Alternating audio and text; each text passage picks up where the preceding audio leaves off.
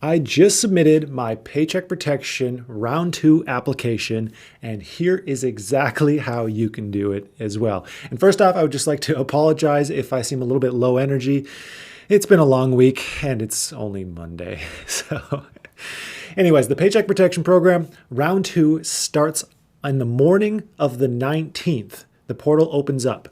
But I found out through Womply, you can actually finish the entire application early. You can upload all your documents and you're good to go. And then come tomorrow morning, they'll just send that over to the SBA. Your loan will begin processing and you'll be completely ahead of the game. Now, if you're watching this on or after the 19th of January, this will also apply to you on how to do the entire application online. Now, this is for sole proprietors, independent contractors, gig workers. If you're an Uber driver, Lyft driver, Instacart, anything like that, this applies for you. If you're a small business owner with employees, this applies for you. Anyone who wants a PPP loan or can qualify, this is the video for you. So first off, I applied through Womply. Now, you can apply through any SBA approved lender, but I haven't seen any other ones that allow you to upload all the documents early and make it this easy. So I'm doing the walkthrough with Womply, but I'm sure the process will be at least somewhat similar through other lenders. Now, let me start off with just the very first application process. If you click the link in my description for Womply, you will be led to this page. You throw me on here. Now this page is super simple. You're just going to start your application, put your company name here. If you're a contractor, that's just likely going to be your name, unless you have a DBA, your first and last name, your email, your phone number, your business entity type. If you're a contractor, you do contractor. If you're a sole prop, you do sole prop, LLC, nonprofit. Your monthly payroll spend. So if you have employees, this is going to be your average monthly payroll amount. If you don't have employees, this is going to be your net earnings divided by 12. And the ranges are pretty big here. So most people will probably fit in this category. And then did you receive a PPP loan in 2020? Yes or no? This is if you already received the PPP, then you're just going to click no here. If you did, then you'll click yes. If you haven't received the first one, you're in luck because you'll still be able to get the second one after you receive the first one. Especially if you're a contractor, you'll just be able to do an 8-week forgiveness window, get that first loan forgiven, and then you'll be able to get the second one. It's an awesome deal. So then you just hit start my application, and then they'll send you an email over to confirm your identity and then create your account. And then you'll either be prompted to upload your documents right away, or you'll be sent another email that prompts you to upload the documents early. And that brings you to this window. I've gone through the first step already because you just need to enter in your birth date. So first, business information, you just enter in your birth date. Now it's owner information. I'm just going to make up information as we go through. That way you can just see my step-by-step, and then I'll just end before I hit application complete. And we see on the top here, it says, note, according to the SBA, the Paycheck Protection Program will be opening to all lenders beginning on Tuesday, January 19th, 2021. Cross River is unable to submit any completed applications until the SBA opens to all lenders. Two notes here. You might not have your application through Cross River, so Womply send this out to multiple different banks. No matter what, this process is going to look very similar, but it might be Fountainhead, it might be Cross River, it might be a different lender. Depending on your situation, they send it to the best lender possible. And another note, this note is not yet updated to the email you receive, in which they say you can now upload all your documents, have it submitted, and then Tuesday comes around and they'll just send it off to the SBA because they have all the guidance as to what documents they need. They're just waiting for the SBA system to come online so then they can just feed all those documents and loans to it. So this first page is very self-explanatory.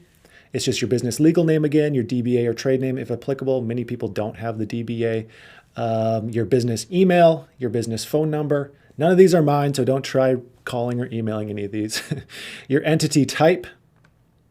This is the same as the page that we were just on. Your EIN or your social security number if you're an independent contractor. And if you are an independent contractor, this application form might look slightly different because I have employees through my small business, but this is going to be your social security number. Your business start date is the start date in which you started doing that service if you are an independent contractor. So let's say you started Ubering in October 2019, you just do October 2019 there. Number of employees, if you're an independent contractor, that will just be one. If you don't have employees, that's just one. State of incorporation is just going to be the state that you incorporated your LLC in, if you have one. If you don't have an LLC, if you're a sole prop, it's just going to be your state. Your NAICS code, you can search for that here, or you can Google whatever your service is followed by NAICS and you will get that code. Is this a franchise? Yes or no. Have you previously received a PPP loan? Yes or no. If no, this will get the application in order for your first draw loan. So make sure you answer that correctly so you can get the second one as well after you're done with the first one. Did you receive a PPP loan with Cross River Bank or whichever bank you're connected to on this? Yes or no? And how much was the prior loan amount? I'm just putting example amounts in all these, and then your business address. Again, that's not my address. All right, next step is the ownership info. This is where you need to put in every owner's information who owns at least 20% of your entity. If you're a sole proprietor, that's just going to be you. You just put in your basic information here. You should know all this information. Will you be the primary contact? Yes or no. Your social security number, the percent of ownership for each owner, your date of birth. This isn't my date of birth. I wasn't born in 1910. Then these are optional. And then your home address. This is also not my address, but this is a real address, believe it or not. I can't believe that's actually someone's address. Anyways, if there are additional owners, you just hit add additional owner there, put in their ownership amount and their information. If you have a partner, you need to have their social security number and address and things like that.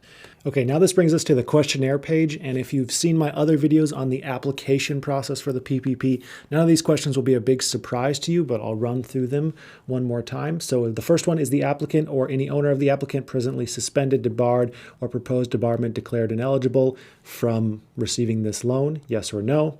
Has the applicant or any owner of the applicant or the business controlled by any of them ever obtained a direct loan from the SBA and then defaulted in the last 7 years?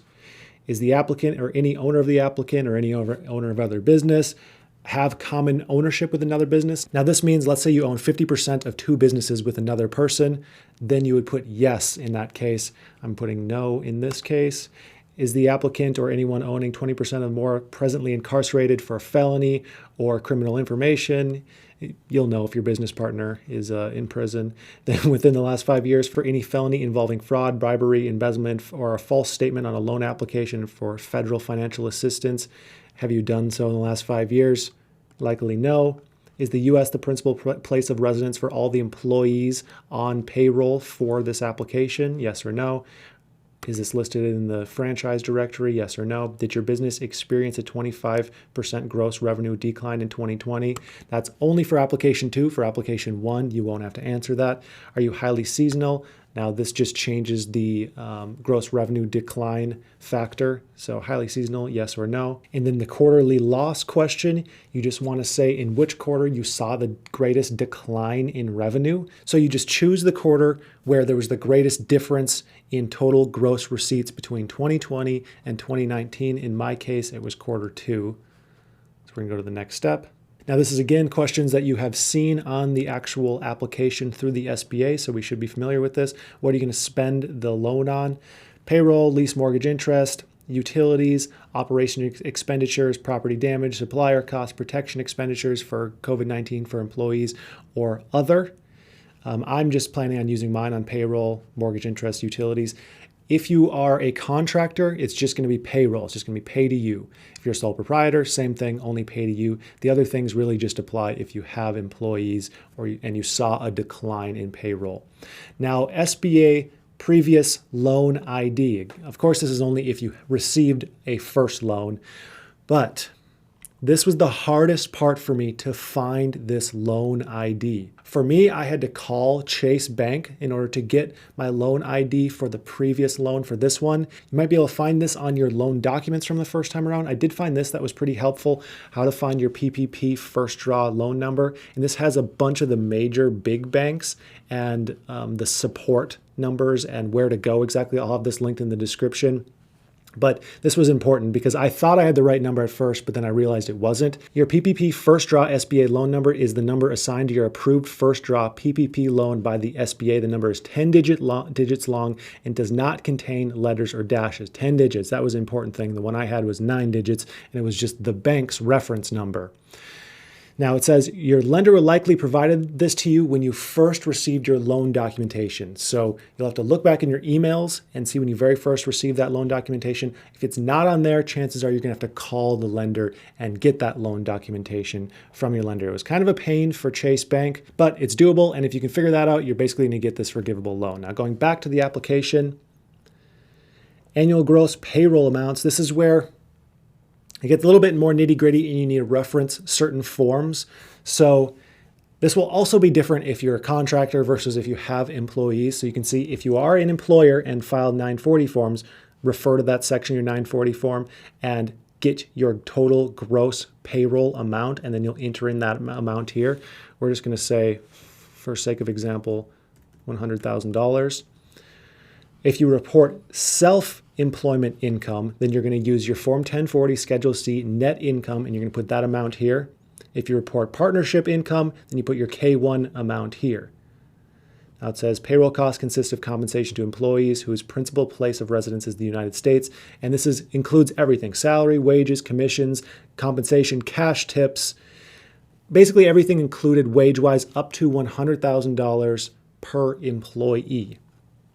And if you're self-employed and you earn $120,000 a year, you can only do $100,000 a year for your reference. Payroll calculation. Okay, so this is your gross payroll, and then you use these to calculate if there's certain parts of that you need to calculate out.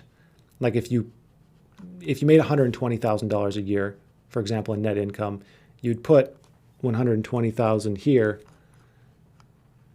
and then the portion of your wages in excess of $100,000 a year would be $20,000. That way it calculates your loan amount. And then once you have your calculated loan amount, this is kind of a dandy little tool because it calculates the maximum loan amount for you. And then quarterly loss verification, this is where you just look at the quarter with the biggest disparity between them. So for mine, I clicked quarter 2, and just for sake of example, we can say 50,000 in quarter 2, 2019, and then we'll say 25,000 for quarter 2, 2020.